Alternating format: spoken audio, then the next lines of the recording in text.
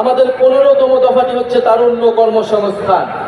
আজ বাংলাদেশে প্রায় 30 লাখ বেকার, এদের প্রতি 3 জনে 2 জন তরুণ।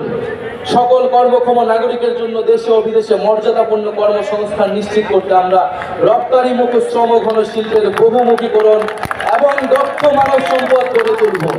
কর্মক্ষেত্রে প্রায়োগিক দক্ষতা বৃদ্ধি করতে শিক্ষা জীবনের সরকারি ও বেসরকারি ক্ষেত্রে বেতনভুক্ত ইন্টার্নশিপ সুযোগের সম্প্রসারণ করব।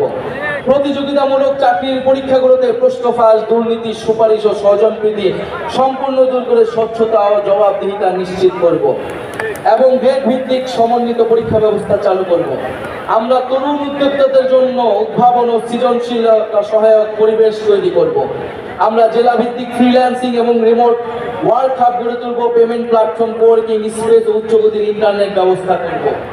বিদেশেও দক্ষ মানব সম্পদ রপ্তানির লক্ষ্যে আইটি, স্বাস্থ্যসেবা, নার্সিং, ব্যবস্থাপনা ইত্যাদি খাতে বিশেষ গুরুত্ব দিব। এই জন্য আমরা সেক্টর ও দেশভিত্তিক সুনির্দিষ্ট দক্ষতা ও ভাষা বিষয়ে প্রশিক্ষণ দিব। আমরা তরুণদের মাদক ও অপরাধ প্রবণতা রোধে প্রতিটি জেলা আন্তর্জাতিক মানে ক্রিয়া কমপ্লেক্স তৈরি করব।